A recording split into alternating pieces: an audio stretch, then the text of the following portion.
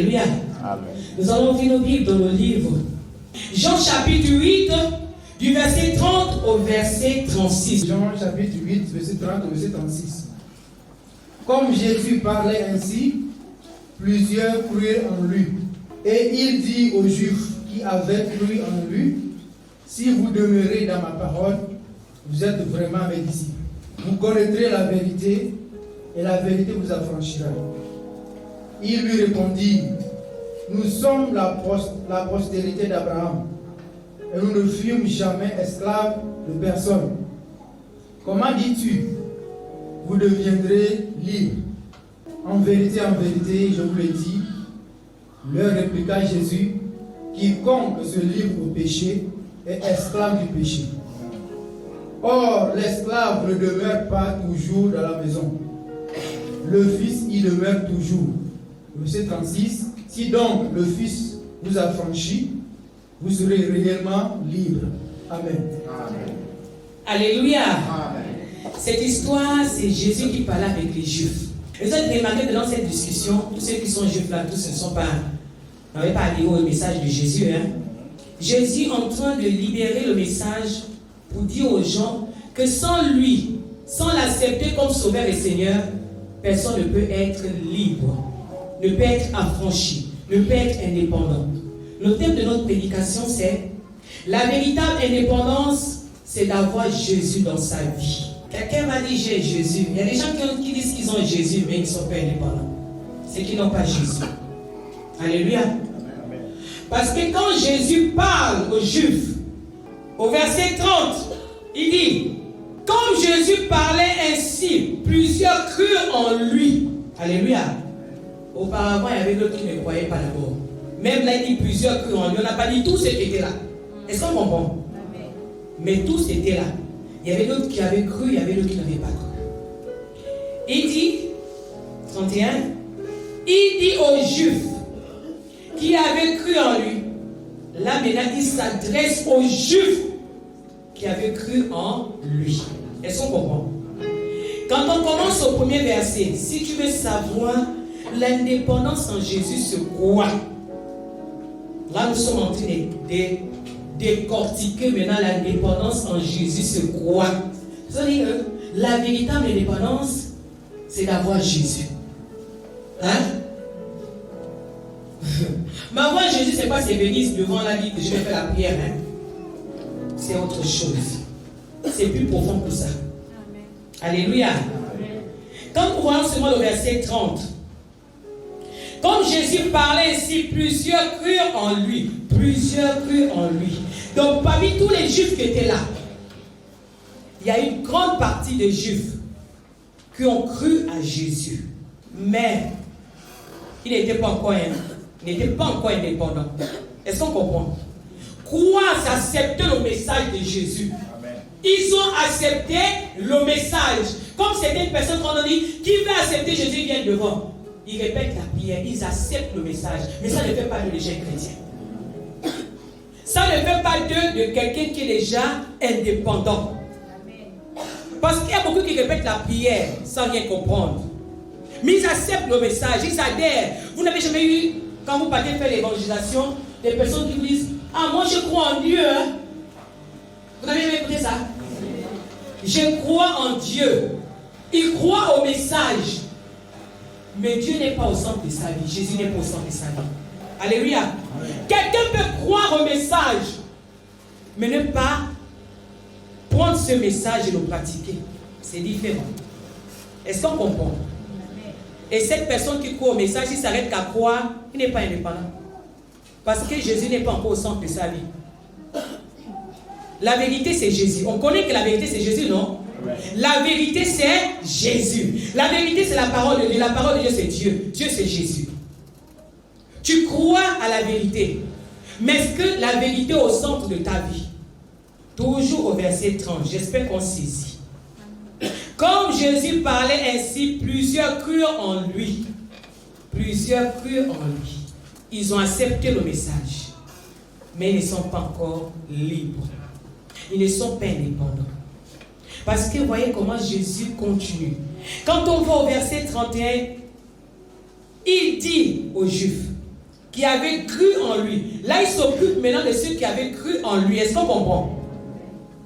Comme ce soir, il y a des gens qui ont cru, mais qui ne sont pas indépendants. Il dit aux Juifs qui avaient cru en lui, si vous demeurez dans ma parole, vous êtes vraiment mes disciples. Si vous demeurez. Il donne le libre choix. Il dit si vous demeurez. Ça veut dire que pour être disciple de Jésus, il faut demeurer. Demeurer, il faut rester. Il faut avoir le missile, Jésus. Si vous demeurez, ça veut dire qu'il faut avoir cette intimité. Ça veut dire que Jésus doit déjà être avec toi. Tu dois vivre avec Jésus. Ça veut dire que tu l'acceptes maintenant. Tu l'acceptes. Quand tu acceptes Jésus, ça veut dire que tu acceptes les principes de Jésus. Alléluia. Tu ne peux pas aller habiter dans la maison de quelqu'un, il te donne des ordres. Tu vas chez chrétien. Quand tu vas chez quelqu'un, il te dit telle heure, la personne doit être chez moi. Tu es obligé d'être. Parce que tu dépends de cette personne. Il dit si vous demeurez, si vous acceptez de dépendre de moi, là vous allez être mes disciples. Mais accepter de dépendre de Jésus, c'est accepter de respecter les principes de Dieu qui sont inscrits dans la parole de Dieu. Alléluia. Beaucoup sont dans les églises, mais ne demeurent pas en Jésus. Parce que quand tu demeures en Jésus, ça veut dire que tu as cette vie d'intimité avec Jésus. Parce que tu acceptes ce qu'il te dit. C'est lui qui te dicte déjà. Il te dicte, il te dit à gauche, tu dois aller à gauche. À droite, tu dois aller à droite. Ceux qui ont cru, Jésus ne dictait pas encore.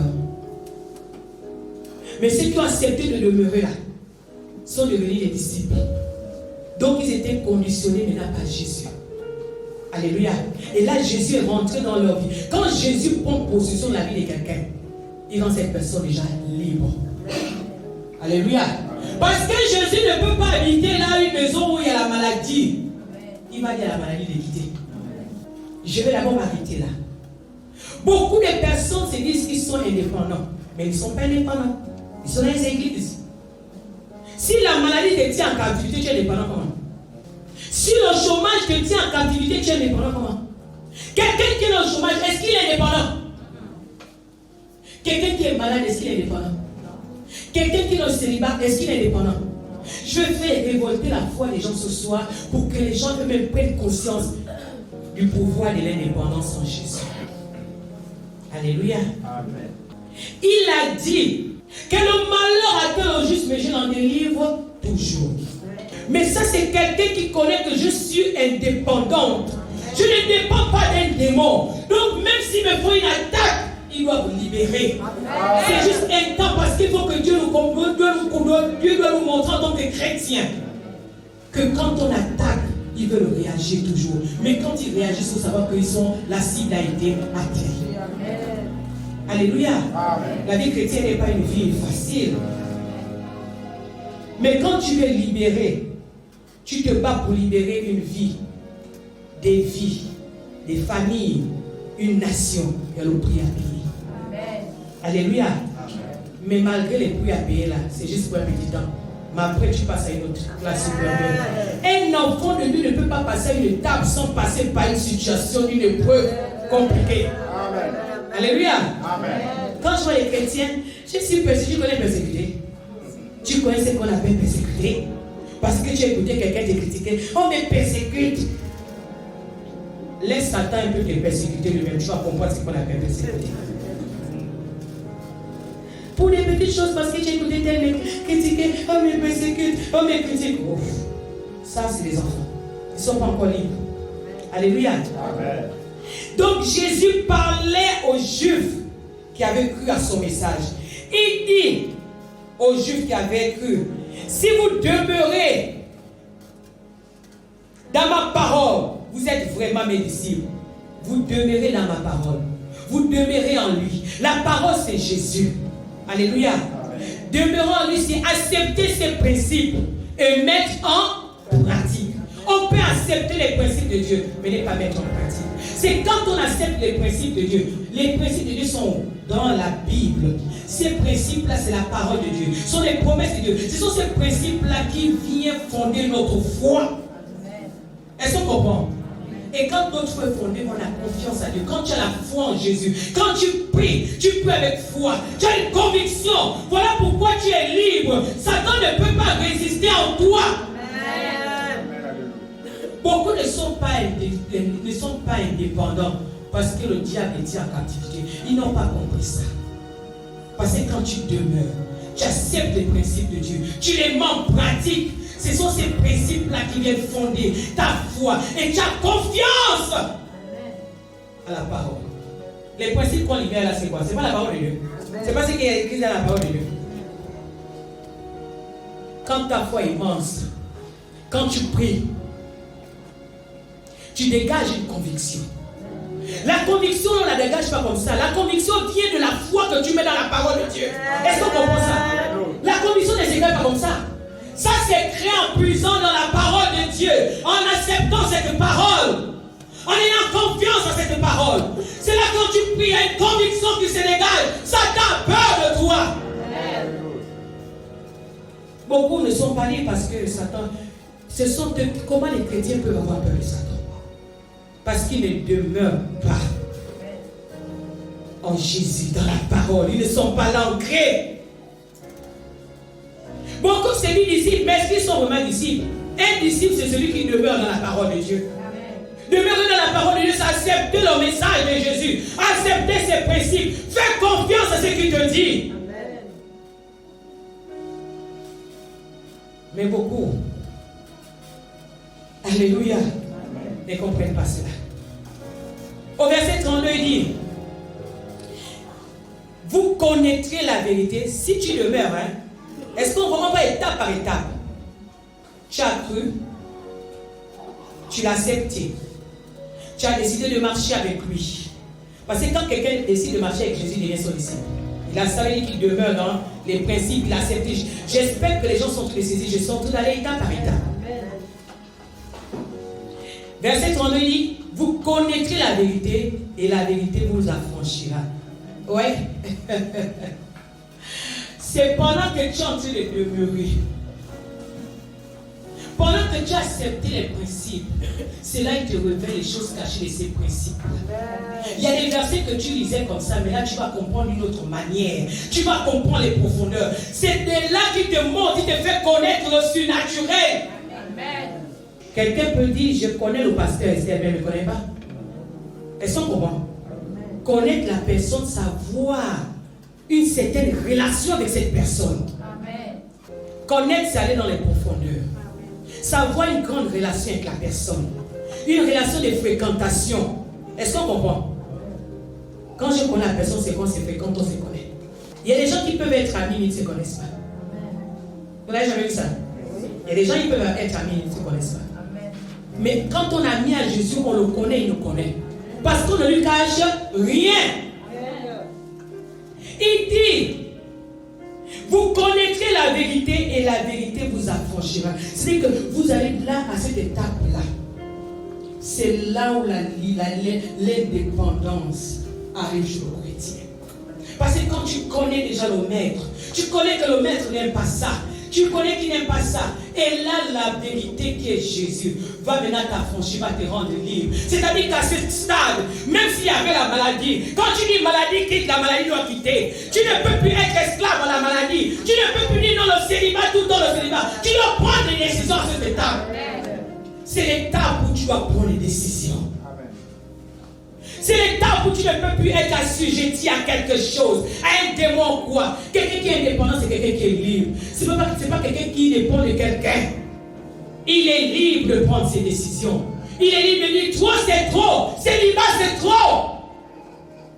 Il est libre de dire, maladie, toi c'est trop, tu dois libérer mon corps. Parce que Dieu n'a pas dit dans la parole que je dois être malade tous les jours, du lundi au dimanche, ou du 1er au 30. Non! Il a dit le malheur à terre. Donc la maladie peut arriver. Mais l'Éternel doit permettre que la maladie parte. Beaucoup de personnes ne sont pas libres Parce qu'ils sont tenus en captivité par certaines choses.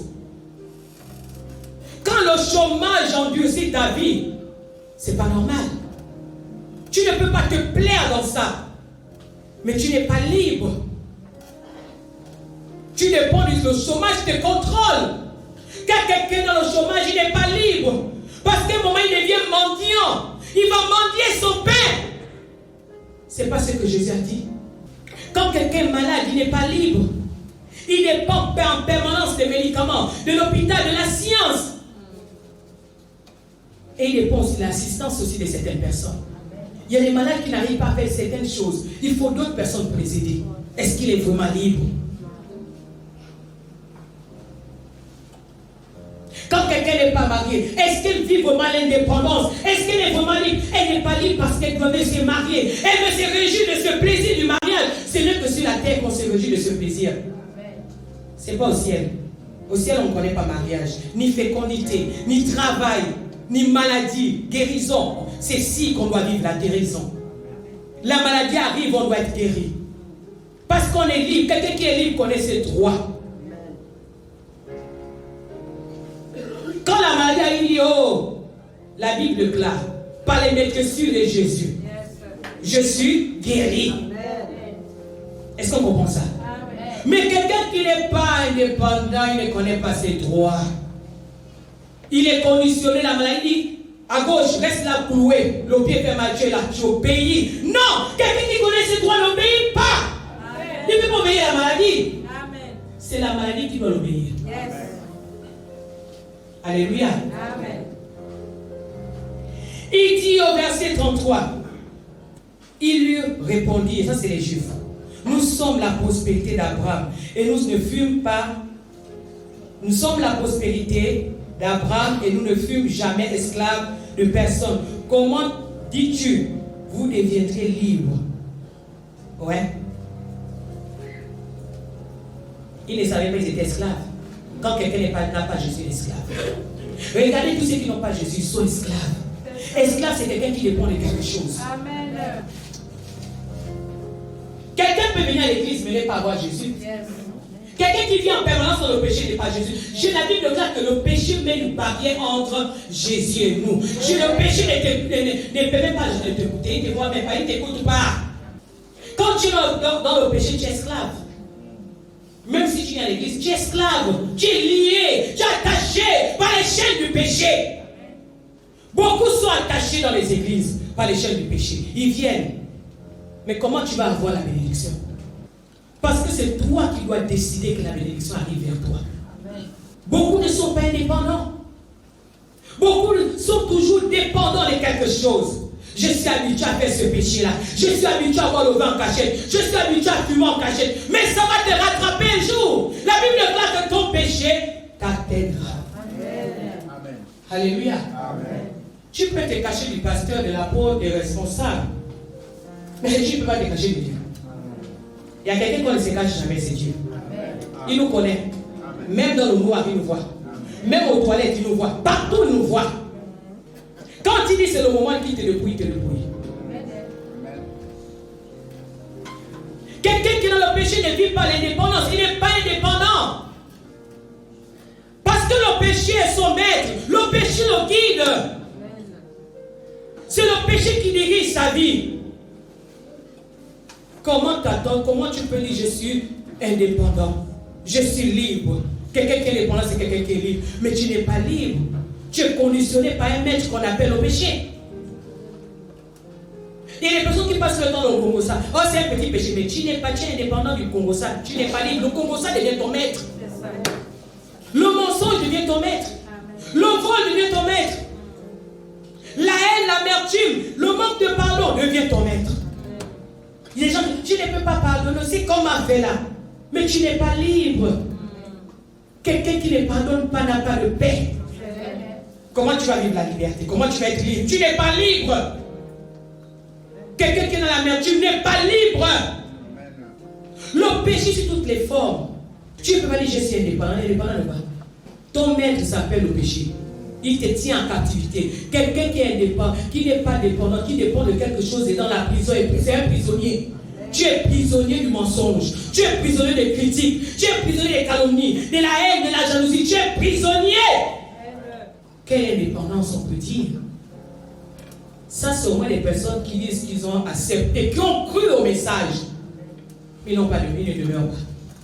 Beaucoup dans les églises. Il y a beaucoup comme ici dans cette église. Ils ont cru, ils ne demeurent pas. Comment ils vont connaître la vérité qui va les rendre libres? Non. C'est quand tu vas demeurer, c'est là que tu vas connaître cette vérité, qui va te rendre déjà libre. Parce que quand tu demeures là, tu vas comprendre des principes que je vais arrêter le péché. Tu ne peux pas demeurer avec Jésus étant dans le péché. Ça ne peut pas marcher. Voilà pourquoi il y a beaucoup de personnes qui prient. Les prières ne sont pas exaucées. Alléluia. Parce qu'il y a quelque chose. Il ne demeure pas en toi, la vérité n'est pas en toi. Il va te le rendre libre comment? C'est le péché qui est ton maître. C'est Jésus qui rend libre. C'est la vérité qui rend libre. Le péché ne rend jamais libre. Le péché te met en prison. Parce que tu n'es pas libre. Ceux qui n'ont pas encore Jésus, mais c'est même encore plus grave. Au moins ceux qui font semblant de dire que j'accepte le message qui vient, mais qui ne marchent pas comme Jésus. À chaque fois ils écoutent la parole, Dieu est grâce, c'est comment Dieu va les faire grâce et changer. Mais ceux qui sont dans le monde, c'est plus grave. Parce que beaucoup sont à la course du pouvoir. Derrière Satan. Satan les mijote beaucoup de choses. Si tu veux l'argent, va manger les caca de quelqu'un. Comment quelqu'un peut être abaissé jusqu'à ce point? Est-ce que c'est une personne libre? Non, ce n'est pas une personne libre. C'est une personne qui est en prison. Satan dirige beaucoup de gens à cause des personnes eux-mêmes. L'amour d'argent. La personne a le choix de dire non. Mais parce qu'il faut montrer. Il faut détruire son âme. Comment les gens acceptent de détruire leur âme? Vendent leur âme au diable pour de l'argent. Et après, c'est l'argent qui ne te sert même pas rien. Parce que beaucoup de personnes, après tombent malades, l'argent va finir pour les médicaments. Juste quand tu termines même pauvre, tu ne peux plus payer les médicaments. La maladie t'entraîne. Parce que Satan ne donne jamais quelque chose. Bien. Derrière la bénédiction de Satan, il y a toujours le chagrin. Mais derrière la bénédiction de Jésus, il n'y a pas de chagrin. Combien de personnes se sont fait postuler pour aller, pour avoir un poste de responsabilité? Maintenant, le jour que Dieu donne tout, Dieu il donne tout. Quand tu es indépendant, tu dis je ne dépends pas d'un poste de responsabilité. Autant convenable, Dieu va m'élever. Je n'ai pas besoin d'aller ramasser la cuillère, ramasser les clés pour être sodomisé pour avoir un poste de responsabilité. J'attends le temps de Dieu. La Bible déclare que la prophétie est déjà à son terme, bien qu'elle va coucher. Il suffit de demeurer, de respecter les principes de Dieu. Le reste, Dieu va faire. Et il fait toujours. Amen. Quand Joseph était chez Potiphar, il pouvait aussi céder. Potiphar était un homme riche. Quand sa femme l'a séduit, d'autres personnes devaient tomber sur l'occasion. Il dit, je couche avec la femme de Potiphar. J'aurai plus de richesses. Ceux qui veulent la vie facile, l'argent facile, l'oppositionnement facile. Mais Joseph a dit non. Je vais être intègre jusqu'au bout. Autant convenable, il pensera voir. Il n'a pas cédé au péché. Il n'a pas vendu son âme à Satan. Quand tu pêches, tu vends ton âme à Satan. Quand tu pêches, tu vends ton âme à Satan. Il faut que ça sonne dans nos cœurs à chaque fois. Quand tu pêches, tu vends ton âme à Satan. Que tu es père, que tu es mère, que tu es enfant, que tu es jeune. À chaque fois que tu pêches, sache que tu vends ton âme à Satan. Il y a des personnes qui sont à l'image d'Ananias et Saphira. Pour des couples. Le mari fait des bêtises en cachette, la femme protège. La femme fait des bêtises en cachette, le mari protège. Mais vous allez couper vous deux la même sentence. Alléluia. Amen. Vous allez couper vous deux la même sentence. Amen. Et après ça se déverse même sur les enfants. Parce que quand le père et la mère ouvrent la porte, vous allez vous attendre à quoi? Satan va aller jusqu'à attaquer les enfants. Amen. Ne mettez pas les mains à la tête après. Vous-même vous êtes à l'origine. Mais la grâce c'est pointant. Mais en revenant sur le conseil, quelque chose qui s'est passé. C'est parce que Dieu nous donne le temps de se repentir. Mais ce temps est limité. Parce qu'on ne connaît pas quand est-ce que ça s'arrête là. Le temps de la grâce, on ne sait pas quand est-ce qu'elle va s'arrêter. Attention. Comment des personnes qui se disent qu'ils sont indépendants, mais prennent toujours plaisir aux choses du monde. Ils ne sont pas indépendants, ils dépendent des choses du monde. En fait, c'est l'homme qui veut lui-même être indépendant. Il ne veut pas être libre. Il veut toujours qu'on dépende d'eux. Mais dépendre de Jésus qui est la vérité. C'est Jésus qui rend libre. La seule chose, c'est de l'accepter, de marcher avec lui, de demeurer avec lui. Il te rend libre sur toutes choses. Jésus ne peut pas te donner l'amour d'argent. Il va te dire si l'argent arrive, utilise. Si ça ne va pas, accepte. Accepte ta vie quand il y en a ou quand il n'y a pas. Il y a d'autres quand ils n'ont pas l'argent, c'est là de manger son Dieu. Ils sont prêts même à aller voler. Mais là, tu dépends de qui? De l'argent. Mais avec Jésus, il peut nous faire passer par le haut et le bas. Il peut dire aujourd'hui on mange le riz, aujourd'hui on mange le riz. Il peut dire qu'on boit le café, il disait alors. Mais parce qu'il va aussi juger l'autre. Voici on n'a pas l'amour d'argent. Il y a des temps comme ça qui peuvent arriver. Il faut bénir Dieu. Dit rendez grâce en toutes choses. Mais d'autres, dès que c'est le café, lolo, ah non, moi je ne suis pas habitué au café, lolo, vraiment, elle va se mettre à la route, voilà, Satan connaît déjà que celle-là, amour d'argent, l'ancien copain va passer la voiture, bip, bip, bip, bip, je peux t'offrir un peu là, elle guette à gauche, à droite, il y a personne, oui, mais tu guettes à gauche, à droite pour qui? Il y a Jésus qui est avec toi, quand tu montes dans la voiture, il est toujours avec toi, il regarde partout. Quelqu'un qui est dépendant ne peut pas être attiré par les choses de la terre. Comme la Bible déclare, vanité et vanité, tout est vanité. Tu attends ton temps. Mais beaucoup ne sont pas indépendants parce qu'ils ont la jalousie. La jalousie ne peut pas te rendre indépendant. Tu vas dépendre. Dès que tu vois l'autre, il y a d'autres qui tombent dans le péché à cause de la jalousie. Pourquoi tel? Moi aussi je vais chercher, moi aussi je vais montrer. Ah, laisse, tu ne connais pas comment l'autre a eu. Peut-être que c'est Dieu qui l'a donné. Maintenant tu vas aller chercher là où Dieu ne t'a pas donné. Attends le temps de Dieu. Si tu respectes les principes, ça viendra. Indépendance, c'est être libre. Mais quand quelqu'un est assujetti à quelque chose, il n'est pas libre. Quand quelqu'un est captif de quelque chose, il n'est pas libre. Quand quelqu'un est attaché sur quelque chose, il n'est pas libre. Quand quelqu'un, même il y a des gens qui disent je suis indépendant, je suis indépendant de ton portable. Hein? Il y a le portable qui contrôle certaines personnes. Il y a des personnes qui ont du mal à se détacher du portable, toujours que.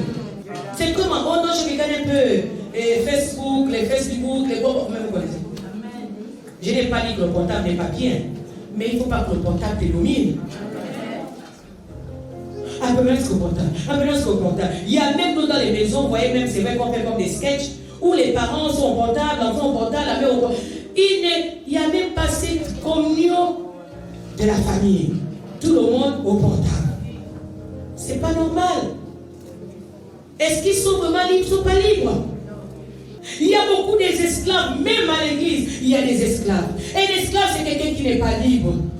Quelqu'un qui dépend de quelque chose. Quelqu'un qui dépend d'un maître. Et la Bible déclare dans le livre de Jean 8 que nous sommes en train de lire, le verset 34, il dit en vérité, je vous le dis. Leur répliqua Jésus, quiconque se livre au péché est esclave du péché. Or, au verset 35, l'esclave ne demeure pas toujours dans la maison. Le fils demeure toujours, on peut ajouter dans la maison. Le fils demeure toujours. L'esclave ne demeure pas toujours dans la maison. C'est la vérité. Beaucoup de gens disent toujours, prêtent toujours ce verset de Jean 14, verset 6. Je suis le chemin, la vérité et la vie. Nul ne vient au Père que. Beaucoup lisent ce verset. Je suis le chemin, la vérité. Mais est-ce qu'il est vraiment le chemin pour toi? Est-ce qu'il est vraiment la vérité? Parce que quand vous voyez le verset, le livre de Jean 8, le verset 35, il dit: oh, l'esclave ne demeure pas toujours dans la maison. Est-ce que l'esclave demeure dans la maison? Non. Même les gens qui ont souvent des gardiens, des travailleurs, ils dorment souvent quelquefois à l'écart. L'esclave ne demeure pas dans la maison. C'est-à-dire que l'esclave n'est pas maître de la maison. L'esclave n'est jamais maître de la maison. Celui qui est maître de la maison, c'est le fils. Mais quel fils? Le fils qui connaît son héritage, le fils qui connaît ses droits, le fils qui connaît sa position. Il y a des Mes fils qui sont là, mais ne connaissent pas leur position. Il vit comme un esclave. Il ne connaît même pas que ça c'est pour lui. Il va même demander même à l'esclave. Est-ce que ça là? L'esclave, mais c'est pour toi, tu peux te servir. Beaucoup de fils de chrétiens qui ne sont pas indépendants. Parce qu'ils ne connaissent même pas leurs droits. Beaucoup ne connaissent pas leur héritage. Parce que connaître ton héritage, il faut d'abord être ami à la parole. Ton héritage, c'est quoi? Donc, je me suis mariée parce que dans ma famille, là, personne ne s'est marié. Voilà, je me suis mariée. Donc, tu t'es mariée parce que personne ne s'est marié. Moi, là, je te dis que j'ai déjà tel âge, je ne sais pas quand est-ce que je vais encore me marier. Parce que tu ne connais pas. Quel que soit l'âge, tu dois te marier. C'est ton héritage, le mariage. Oh, je ne sais pas ce que je vais encore faire les enfants. J'ai déjà 5 ans, combien? Ah non! La fécondité de ton héritage, quel que soit l'âge, tu dois affronter. On s'est fait nous-mêmes des blocages. Mais est-ce que la Bible a dit ça? Est-ce que la Bible a donné un âge pour accoucher? La Bible a donné un âge pour se marier. Tant que la Bible n'a pas donné un âge pour se marier, tu dois toujours savoir que tu vas te marier. Mais il faut que tu as ça, tu dois dégager ça au fond de toi. Mais il faut lire aussi la Bible aussi. Ce n'est pas écouter ce que les gens disent, mais est-ce que tu dois vérifier? Beaucoup ne peuvent pas, ont du mal à remporter des victoires, des bénédictions. Parce qu'ils ne connaissent pas leurs droits. Je dis pas ça, on a compris qu'un chrétien, tu peux annuler un décret, tu peux prendre le décret, donc tu dis que c'est juste l'émotion. Quand tu rentres chez un ami, il ne peut même pas les décrets. Il n'annule même pas. Il y a des personnes qui sont attachées, des familles attachées. Oh, pasteur, c'est notre grand-père, hein? Notre grand-père avait dit que oui, les enfants étaient là, vous n'allez jamais accoucher. Donc, pasteur, voyez, nous tous, on n'accouche pas. Oh. Et tu es chrétien? Oui. Tu as accepté ça? Ah, je vais faire comment? Non, tu n'es pas chrétien. Parce que quand tu connais tes droits et tu connais que tu as le pouvoir de prendre des décrets pour annuler les autres décrets de Satan, ça peut bien aller. Le livre de Matthieu 18, le verset 18 dit: je vous le dis en vérité, tout ce que vous lierez sur la terre sera lié dans le ciel. Et tout ce que vous délierez sur la terre sera délié dans le ciel. Mon grand-père a dit qu'on ne va pas faire d'enfant. C'est le grand-père qui a dit. Mais en tant que chrétien, je suis capable de délier cette parole. Prends le décret pour annuler. Tu prends l'autre décret pour annuler parce que tu as le pouvoir. Ça, c'est quelqu'un qui connaît son héritage. Quelqu'un qui ne connaît pas. Est-ce que tu dépends de ton grand-père? Tu ne dépends même pas de ton père et de ta mère. Dieu a simplement utilisé ces personnes pour te mettre au monde. Alléluia. Amen. La Bible déclare, il a dit à Jérémie, avant que tu ne sois dans le ventre de ta mère, je te connaissais déjà, je t'avais déjà établi. Là où tu es là, avant que tu ne sois dans le ventre de ta mère, Dieu te connaissait déjà. Amen. Est-ce qu'on ne comprend pas que la fécondité, ce n'est pas la science qui décrète ça, c'est déjà fait. Il attend son moment pour dire, tel sort déjà. Mais nous, tellement qu'on est figé à certains enseignements, ça vient bousiller beaucoup de choses. Parce que beaucoup ne sont pas franchis, ne sont pas libres. D'autres sont attachés à d'autres croyances. Mon grand-père a dit, il a dit ton grand-père, mais dès que tu deviens chrétien, tu as le pouvoir d'annuler cette parole. Et quand tu crois à quelque chose comme ça, ta foi est basée là-bas. Alors que les chrétiens disent, nous, on croit à la parole de Dieu. La Bible déclare qu'une malédiction sans cause n'a aucun effet. Mais nous, on reste attachés à ça. Et ça nous poursuit. Hein. Voilà pourquoi beaucoup ont des blocages comme ça. Bon, c'est notre famille, c'est comme ça. Oh. Tout le monde meurt que du sida. Même moi, je ne sais pas. Oh. Mais tu t'es déjà livré au sida. Parce que tu as accepté ça. Tu dépends de ça. Parce que tu as accepté ce démon-là. Le démon du serpent qui vient communiquer le sida à tout le monde. Tu dois rejeter ça. Tu dois dire non, trop c'est trop. J'ai le pouvoir de tout annuler. Maintenant je prends le décret. Plus jamais quelqu'un va mourir du sida dans ma famille. Ça c'est quelqu'un qui connaît ses droits. Quelqu'un qui est libre. Quelqu'un qui est indépendant. Quand tu n'es pas libéré, quand tu ne laisses pas la parole de Dieu te formater, la véritable parole, pas la prophétie que Dieu couche les prophètes, mais la parole là, la prophétie complète, tu dois la laisser te formater. Est-ce qu'on comprend? Quand tu laisses ta parole de Dieu te formater, te transformer, tu n'as plus peur de ces choses. Tu as le pouvoir d'annuler. Tu es maintenant libre. Beaucoup ne sont pas libres parce qu'ils n'ont pas accepté la vérité. La vérité qui est la parole de Dieu. Quelqu'un qui est dépendant dit, je sais. Je ne suis pas contrôlé par la réalité que je vois avec mes yeux. Mais je suis contrôlé par la vérité. Cette vérité qui me rend libre. Je sais que je vais travailler. Je le sais. La bénédiction d'abord spirituelle, est-ce qu'on comprend? La bénédiction spirituelle, après Dieu permet qu'elle soit maintenant physique. Mais quand elle est spirituelle, dès que tu es à la maison, tu annules ça. Elle se reste physique encore. Elle ne sera pas physique. Il faut encore la créer spirituellement. Et la créer, c'est des efforts. Il faut travailler. Il faut augmenter ta foi. C'est lui le consommateur de la foi, non? Il faut la foi pour qu'il vienne consommer la paix, n'est-ce pas? Mais s'il n'y a pas la foi, il va venir consommer quoi? Voilà pourquoi on dit toujours qu'il ne faut pas vous attendre à des personnes qui vous amènent par le bas. Parce que ce sont les personnes là vont tout le temps te casser la foi. Et Jésus ne viendra jamais manger ta foi. Tu vas maintenant faire des années. Je te dis, oh, la sœur, toi aussi, que depuis que tu pries là-haut, nous tous sommes dans la même église, mais même toi aussi, oh, même pas le mariage. Mais bien frère, et toi aussi, hein? Et deux sont chrétiens, hein, les deux. Mais tu de toute la foi. Mais bien frère, et toi aussi, tu me la laisse-moi, mais ta foi, j'ai pris un coup. Quand tu vois quelqu'un comme ça, dis-toi qu'elle ne va pas te dire. Mais quelqu'un qui te dit non, persévérance. Je ne t'ai pas vu dimanche à l'église, j'ai dit, pourquoi tu n'es pas venu? Oh non, sœur, il faut persévérer. Tu ne connais pas le temps de Dieu. Tu ne connais pas où la bénédiction va taper ce jeudi-là. Là, pour dire que ça, c'est quelqu'un qui t'aime.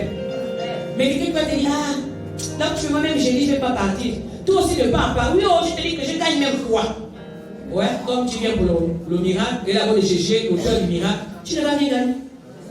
Parce qu'il faut chercher l'auteur du miracle. C'est l'auteur du miracle qui te rend indépendant. Amen. Mais si tu cherches le miracle va te rendre dépendant. Est-ce qu'on comprend? Beaucoup de gens font des erreurs comme ça. Il faut changer. La vie chrétienne est personnelle. Elle est individuelle. Elle n'est pas collective. Est-ce qu'on comprend? Amen. La vie chrétienne n'est pas collective. C'est d'abord ta relation personnelle avec le Seigneur. Même si ton mari est apôtre, pasteur, mais tu as ta relation personnelle avec Dieu. Amen. Beaucoup se cachent même derrière, surtout pour les femmes, tous les maris, pasteurs, apôtres, prophètes, même les responsables, ils se cachent derrière. Ah non! Mais Dieu connaît que tu les caches derrière ton mari. On ne doit plus dépendre. Combien de démons va te bousiller la vie? Un moment, il faut te révolter, dire non, démon, tu as d'autres frères. Cette fois-ci, je vais vivre l'indépendance. Est-ce que tu es indépendant, toi?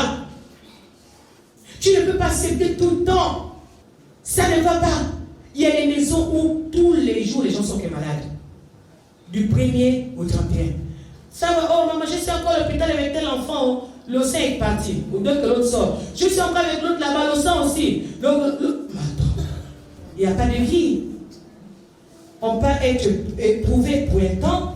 Après un temps, il souffle un peu. Mais on ne peut pas être tout le temps éprouvé. Bon, le temps de la réjouissance, c'est où? Il a dit ces deux objectifs, aller au ciel et sur la terre. Mais sur la terre, on doit se réjouir. Le malheur à terre, il nous délivre. Le malheur à terre, il nous délivre. Le temps qu'il nous délivre, on vit aussi un peu la paix, non? Ah, c'est vrai que malheur, il y a plein de temps, on peut quand même rire un peu. Il y a un problème. Alléluia. Ça veut dire qu'on n'est pas indépendant. Nous voulons vivre la véritable indépendance. Alléluia. La véritable indépendance, c'est de débarrasser des démons qui nous perturbent. Des démons qui sont là pour bloquer nos bénédictions. Parce que quand un démon bloque ta bénédictions, tu n'es pas indépendant. Un chrétien doit être libre. Doit vivre la véritable indépendance. Alléluia. Amen. Parce que si nous sommes vraiment indépendants, nous allons influencer nos familles. Nous allons influencer la nation. Et ils vont chercher cette indépendance-là. Ils ne sont pas indépendants. Nous devons être, pour ceux qui sont esclaves, sortons de cette prison. Si tu es esclave du péché, ce soir tu peux dire Seigneur, je ne veux plus être esclave du péché. Comment le péché peut te tenir, le péché peut te commander? Un esclave, on le commande.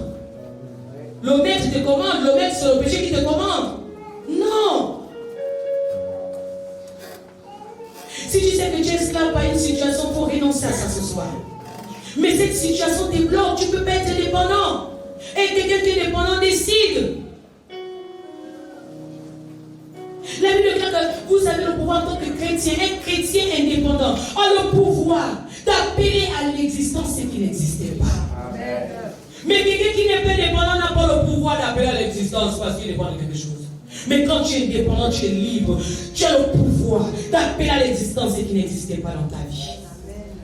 Parce que tu vis la véritable indépendance. Et tu as franchi par Jésus, qui est la vérité. Il est le chemin, la vérité et la vie. Jésus-Christ de Nazareth. Le seul qui rend quelqu'un indépendant, c'est Jésus. Quand quelqu'un n'a pas Jésus dans sa vie, qui ne demeure pas, qui ne marche pas avec Jésus, ce n'est pas le fait de croire, mais c'est le fait de demeurer, d'accepter ses principes, de les mettre en pratique.